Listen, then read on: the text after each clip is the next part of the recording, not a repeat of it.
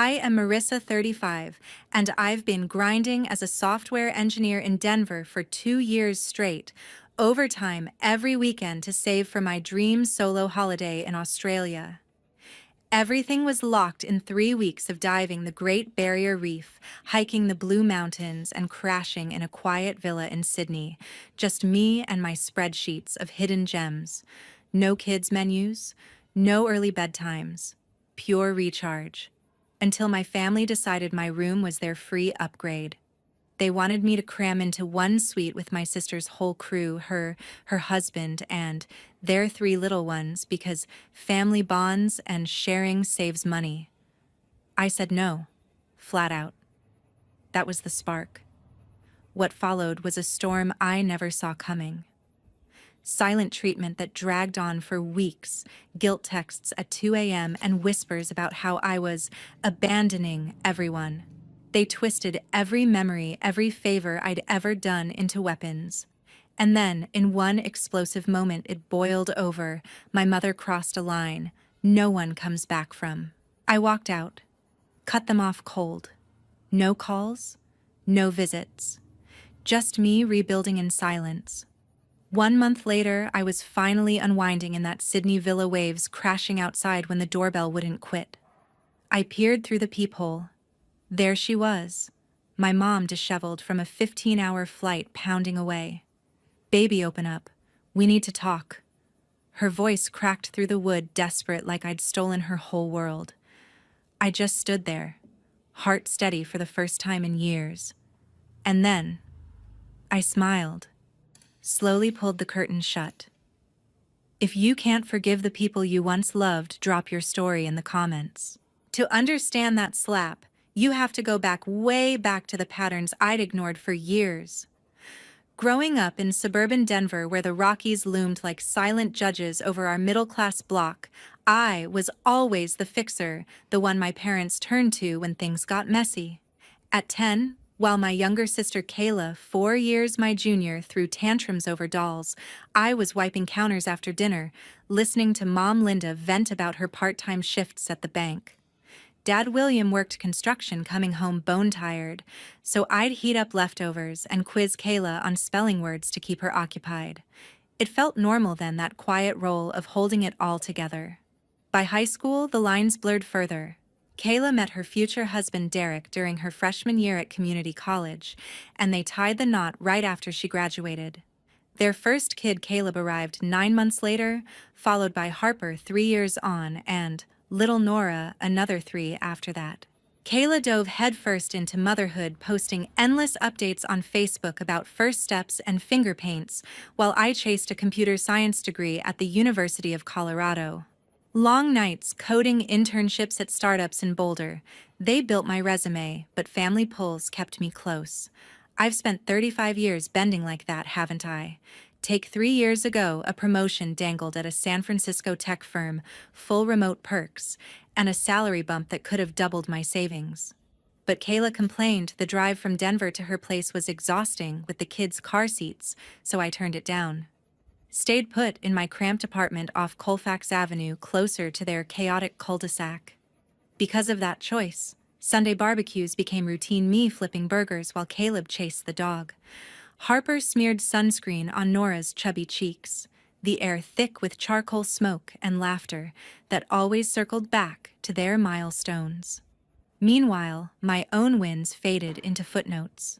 When I nailed a big app rollout at work, earning a bonus that pushed my Australia fund to $3,000, the family toast at Olive Garden shifted midway to Harper's ballet recital scores. "She's got real talent," Mom gushed, squeezing Kayla's hand while Dad nodded along. Fork paused mid-bite. I smiled through it, stomach nodding like over-twisted code. But why question the script family first? That's what they'd drilled in since those Denver backyard talks.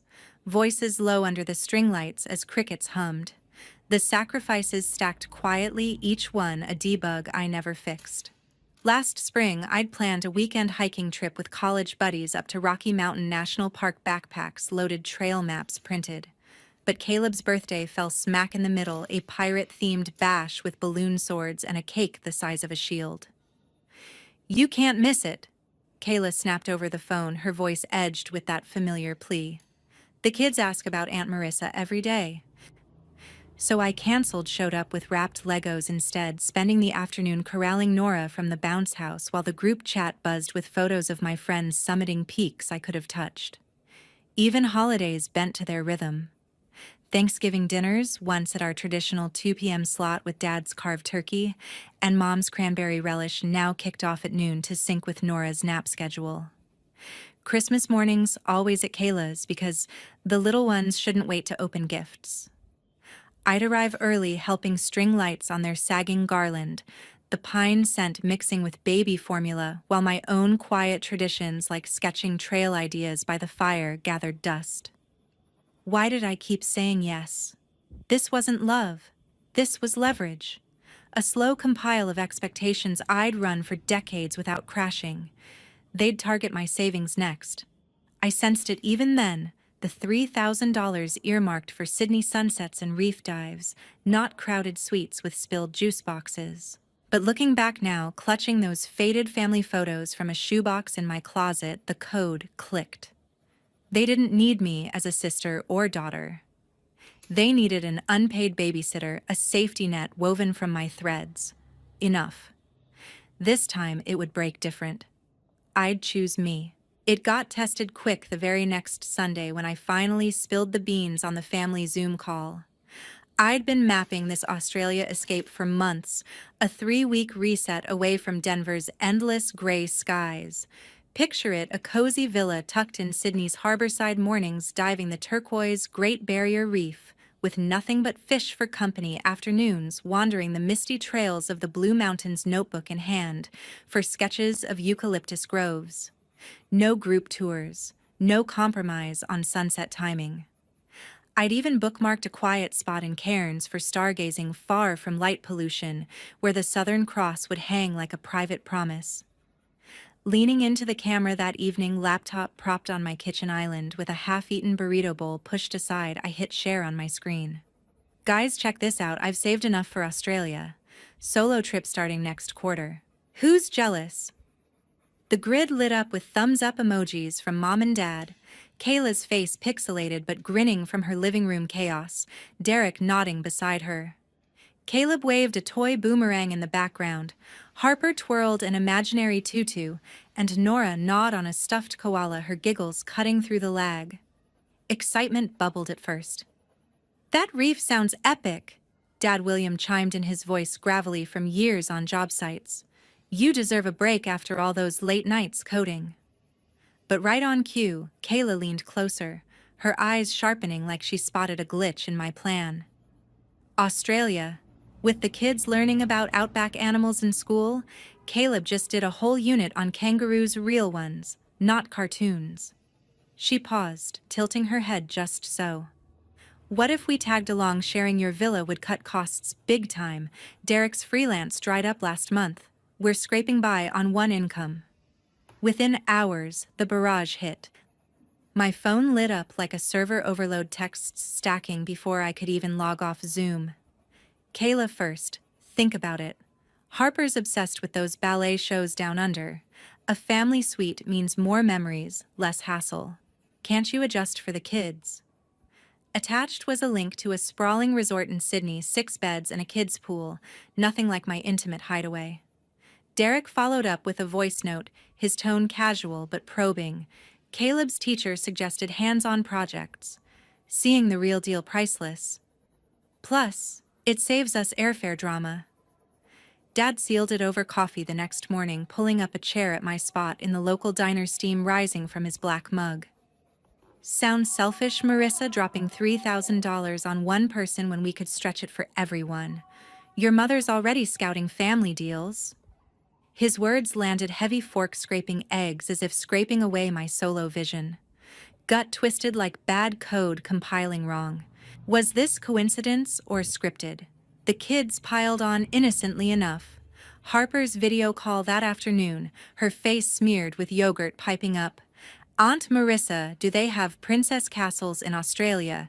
Can we match outfits for photos? Caleb chimed in next, holding a crayon drawing of a bounding kangaroo. "I want to ride one for real, please." Even Nora babbled roo-roo into the speaker, her tiny fists waving. No dice. I typed back polite no's, suggested a separate trip down the line.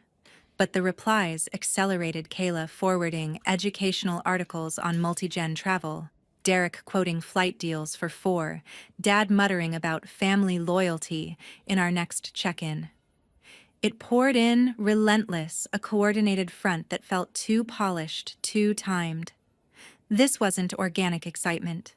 It was calculated, every tug at my heartstrings a line from the same playbook.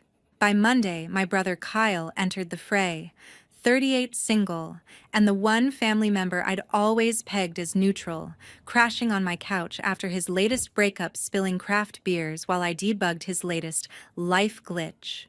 We'd bonded over that fixer vibe, me patching his resume gaps, him tagging along on my rare solo hikes.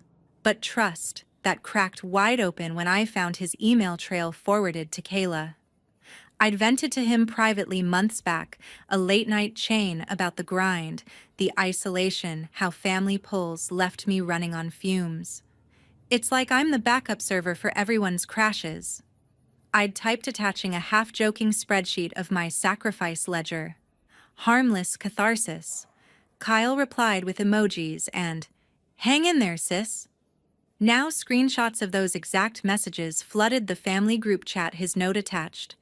"Thought you should see this, Marissa's been stressed about the trip. Maybe it's hitting her harder than she lets on." Betrayal burned like exposed wire. How deep did this go? I confronted him over text, fingers flying. "You shared my emails. That's my private stuff." His response pinged back fast, defensive. "Just trying to help mediate. Kayla's worried you're pulling away." Mediate. This was a hack, straight up. Tuesday brought Derek's overreach. My inbox at work blinked with an unfamiliar sender, his freelance domain subject line, "Quick Q on your PTO." "Hey Marissa, heard about Australia. Mind if I chat with your manager about extending to 4 weeks logistics for the family add-on?" My stomach dropped, cursor hovering over delete, as colleagues glanced over cubicle walls.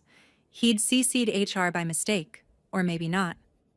I forwarded it to my boss explaining the mix-up, but the damage lingered, whispers in the break room about personal drama leaking in. The group chat exploded from there, a relentless flood turning notifications into white noise. Mom kicked it off with a chain of heart emojis and links to healing family retreats in the outback. "We all need this, don't shut us out." Kayla amplified. "The kids are drawing pictures of kangaroo aunties. Harper asked why you're leaving them behind." Dad dropped stats on shared bookings, saving 20%, his thumbs up sealing every guilt-laced thread. By midweek, the masterpiece dropped a surprise Zoom from Kayla titled "Family Huddle Down Under Dreams." I joined, wary screen splitting into familiar faces, her Derek, the kids propped on cushions, even Aunt Diane dialing in from her Arizona condo. "We prepped something special." Kayla announced, her smile too bright against the kitchen clutter. What rolled out chilled me. A montage video clearly edited on her phone, Caleb sniffling over a crumpled kangaroo sketch. "Aunt Marissa, why can't we come? I promise no mess." Harper burst into rehearsed tears, clutching a ballet slipper. "Dee, does Australia have McDonald's? I don't want to eat weird food alone." Nora wailed back up, face scrunched red.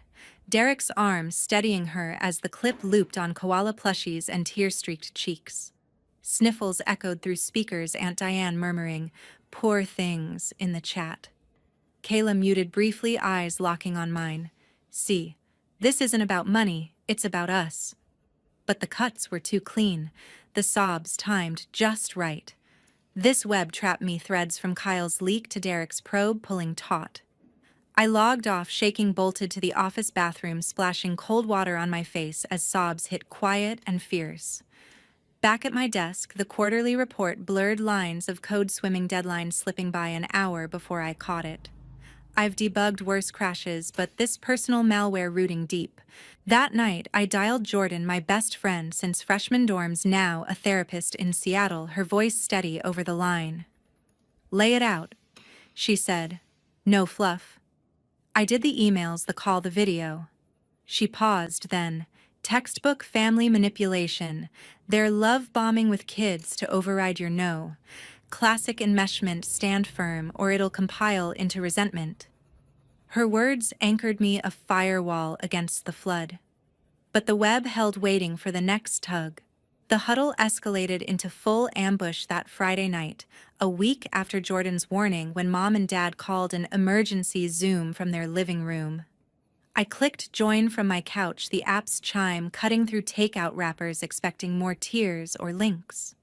Instead, the screen filled with everyone, Kayla and Derek bookending the kids on their sectional, Caleb fidgeting with a fidget spinner, Harper in her mid-rehearsal leotard, Nora dozing on a pillow fort. Aunt Diane lingered in the corner tile, her Arizona sunset glowing orange behind her. "We're all here for you."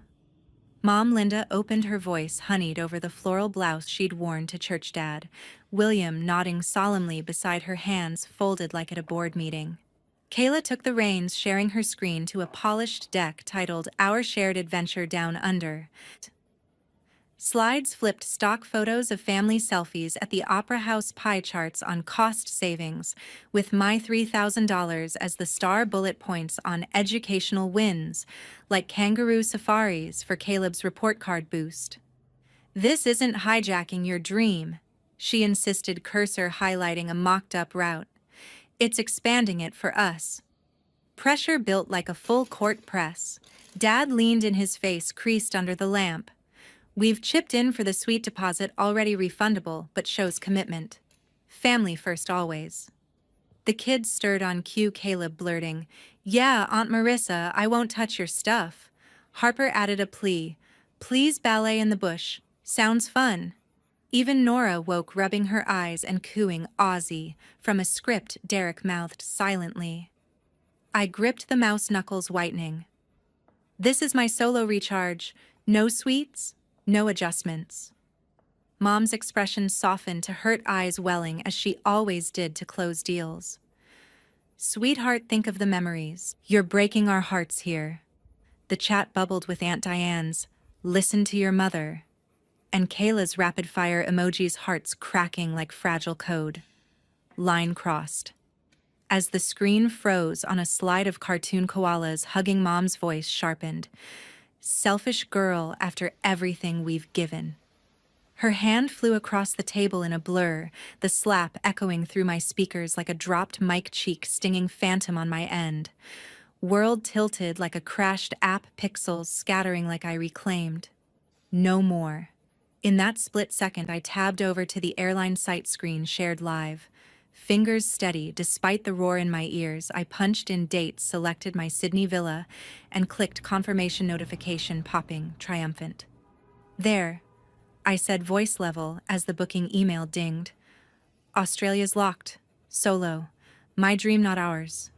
Kayla gasped, Derek muttering, "Unbelievable," but Mom bellowed over them, "You're destroying us." Dad stared, mute, the grid fracturing into side convos. "I've walked away from scraps before." I shot back. "But this is me choosing whole."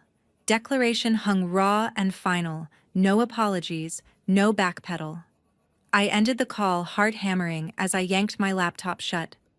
Grabbed keys, stuffed a duffel with essentials, jeans, charger, that notebook from the mountains.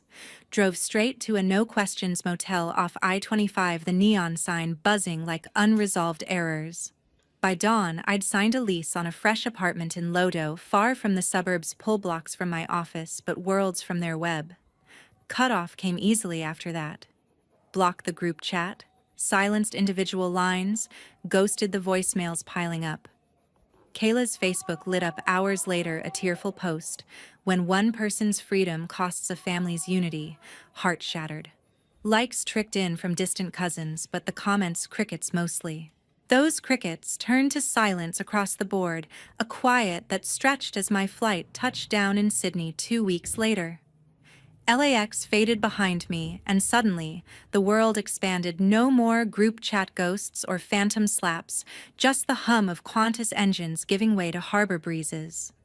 I dove deeper into the dream from day one, mask snug, as I slipped off a boat into the Great Barrier Reef's embrace.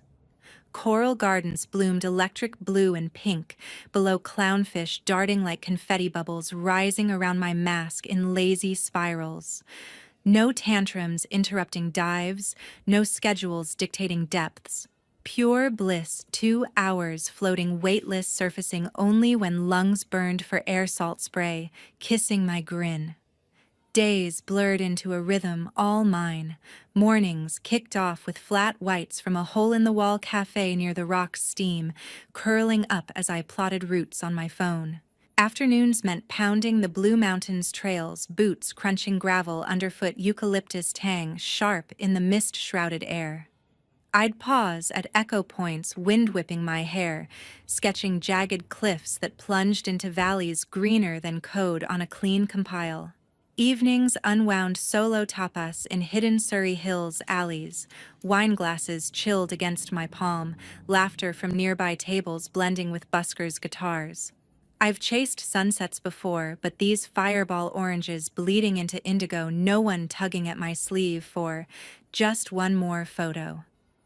I posted sparingly Instagram stories of reef shadows and mountain fog, captions light, recharging mode activated.